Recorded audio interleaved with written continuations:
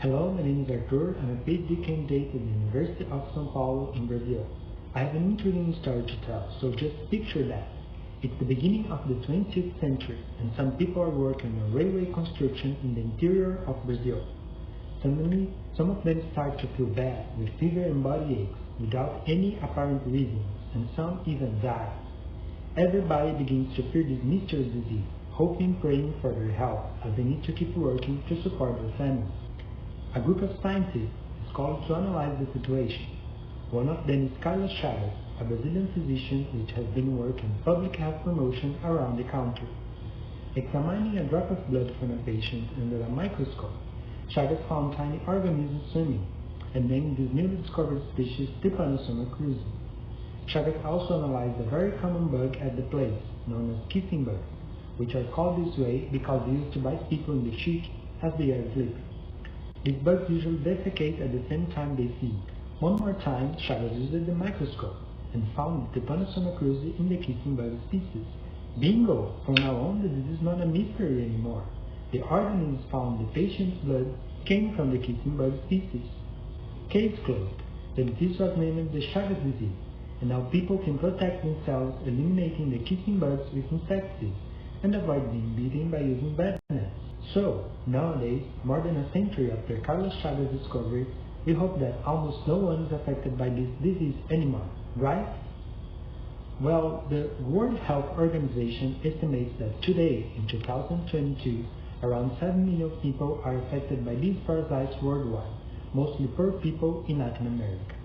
The scientists have been studying these organisms since they were discovered, and we already know that as they enter the human body, they invade our cells. The cells are the tiny building blocks of our organs like muscles, bones, liver, heart, to name a few. These parasites like to invade our muscle cells, mainly the heart and intestine muscles. There they proliferate, compromising these organ functions, causing the disease, and spread throughout the body by the bloodstream. A kissing bug gets infected by feeding on an infected person's blood, and then can transmit the parasites to another person. The living beings have immune systems that protect them from invading pathogens, like some viruses, bacteria, and other parasites. So, the Tributino Menezes needs to deal with several immunological barriers in its life cycle between a kissing bug and the human host. And how is that possible? All the living beings are made of cells, which are like tiny structures that make everything in our bodies work. For example, our stomach cells produce enzymes to digest the food we eat, so our intestine cells can access and absorb the nutrients from the food. Meanwhile, our heart muscle cells pump our blood throughout the body to deliver these nutrients everywhere. One of the most important components of cells are the proteins, which can perform several roles like contraction of the heart muscle cells, digestion of food as enzymes, recognition of invading pathogens by immune system cells, or help a single-celled parasite to survive and escape the host immune system. But how does the cells know when and how to produce these proteins? All the information that a cell needs is stored in a huge internal genomic library, known as DNA. The cell DNA provides information for protein production, and we can analyze and manipulate this library to better understand the protein's function. As a living being, the Tributino Menezes also produces its own proteins, and it will be interesting for us to understand these proteins' functions, as a way to develop better approaches to fight this parasite, and consequently the Chagas disease. In my research, I'm studying the role of some Tributino Menezes proteins. I have some clues that these proteins take part in biological processes in these parasites.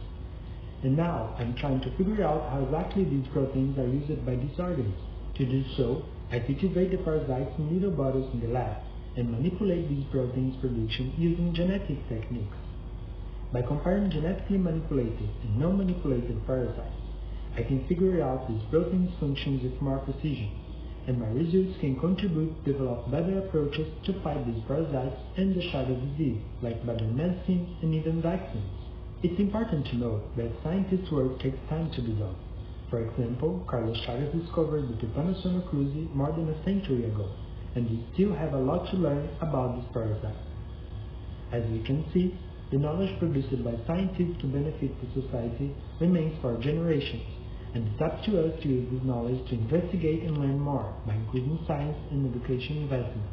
This way, we will be guaranteeing, for example, that people can work in better health conditions and be ready to fight any mysterious new disease which may appear in the future. Thank you.